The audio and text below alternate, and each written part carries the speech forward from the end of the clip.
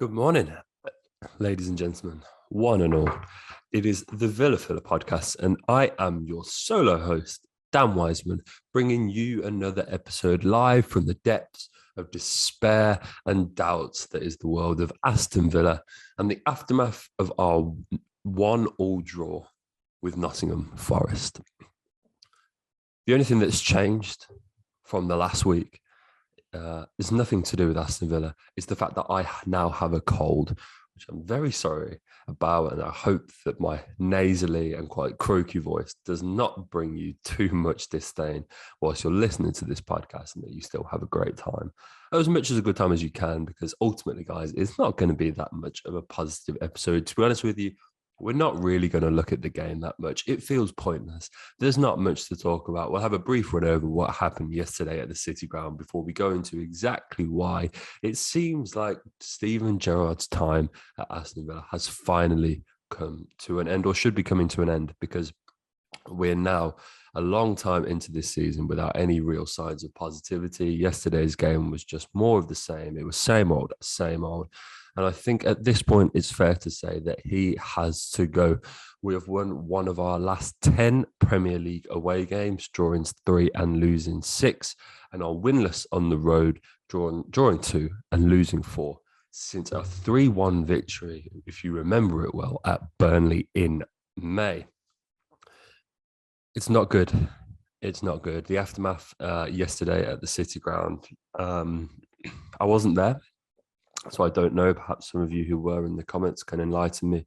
But I believe that Gerrard and McGinn made no attempt to connect with the fans after the draw. I keep going to say last. I almost did it at the start of this podcast because it feels like that, doesn't it, when things are so negative surrounding the Villa. But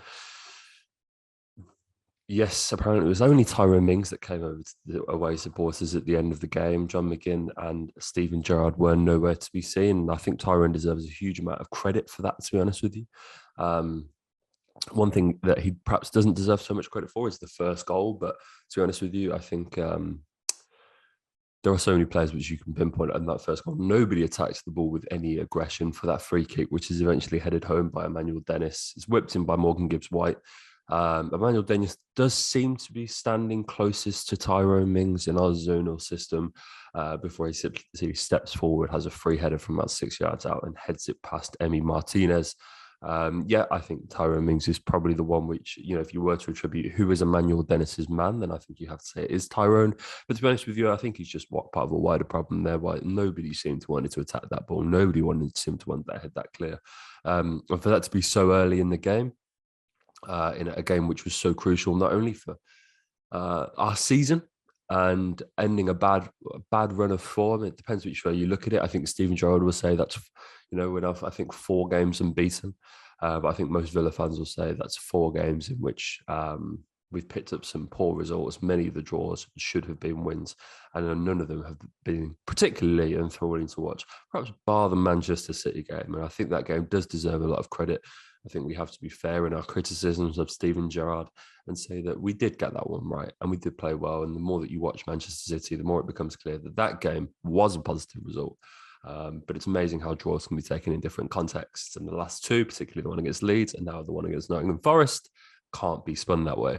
I think our last 9 Premier League goals have been scored by 9 different goal scorers.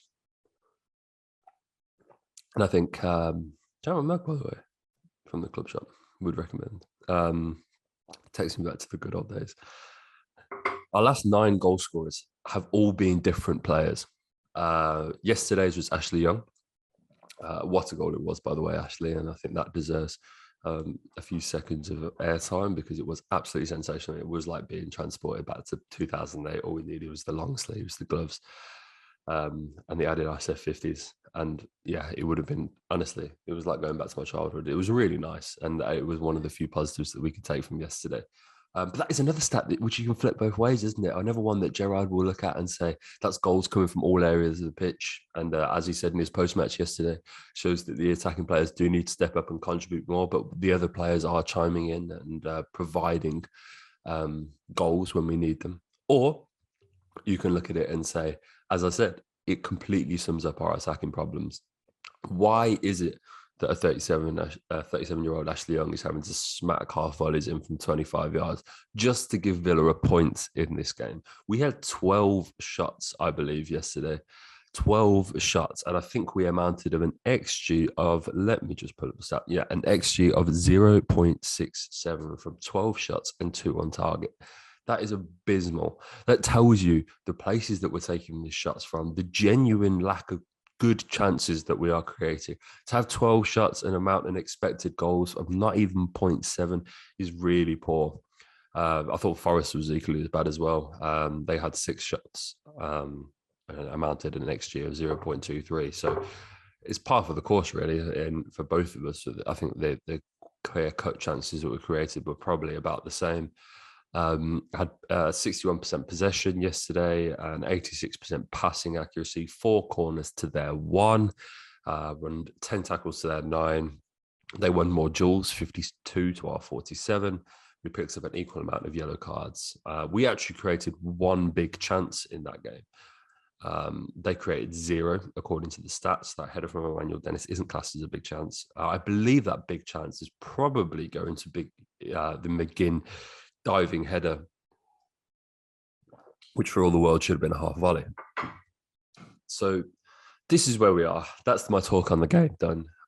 We were really poor. We created nothing. It was really slow. It was really laborious.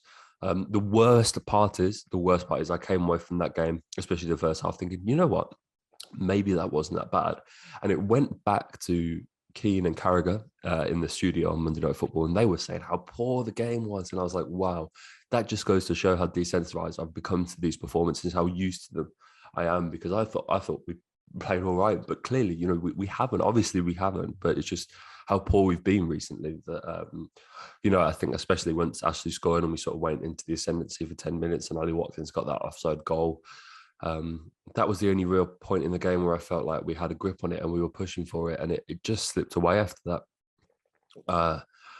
And I think going into the second half, the momentum was just completely taken away and it was back to same old, same old. Thought we really struggled.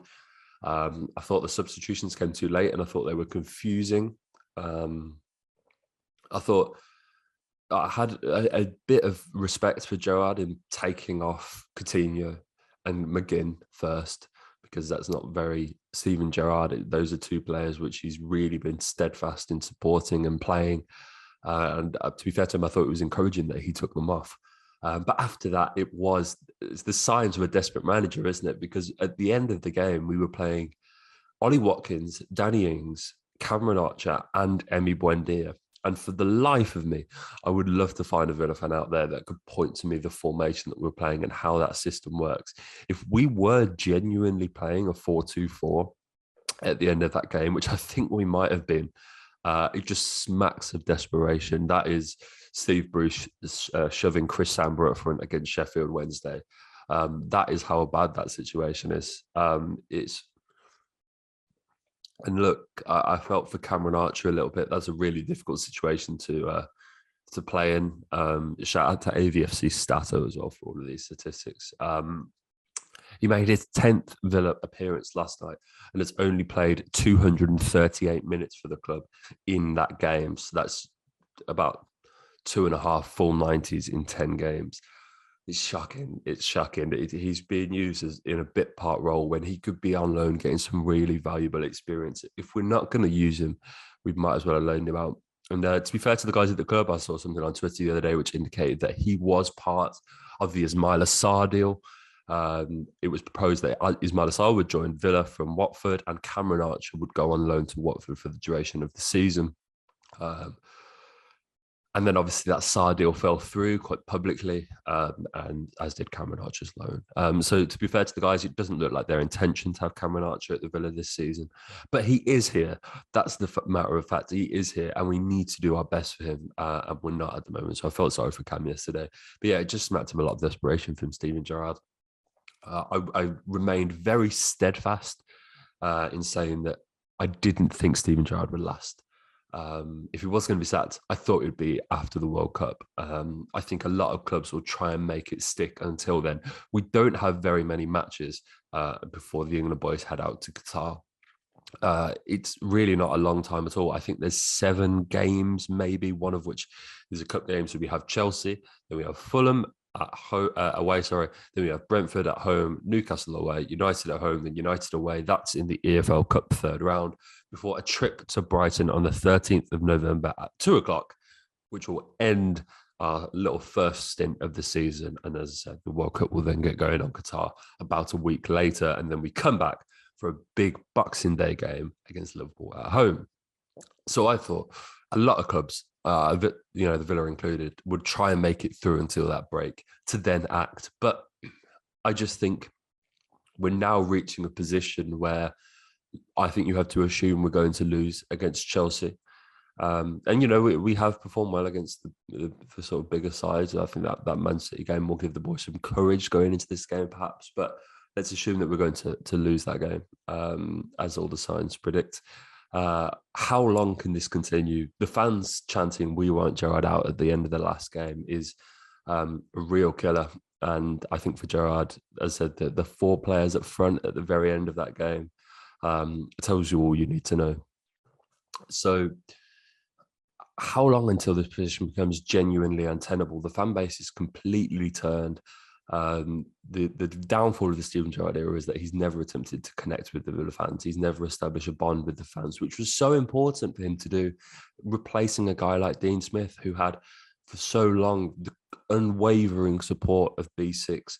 For Gerrard to come in and not attempt to repair that or restore that or even attempt to emulate it has ultimately been where he's had no sympathy from the Villa fans, why we have no interest in these bad performances, and why we can't believe in him as a manager. There is no connection between us and Steven Gerrard, and when he keeps disappearing down the tunnel at the end of the game, it only means that he's in bigger trouble, and it means that we have no reason to support him or advocate for him any longer. So the "We want Gerrard out" chants came out last night.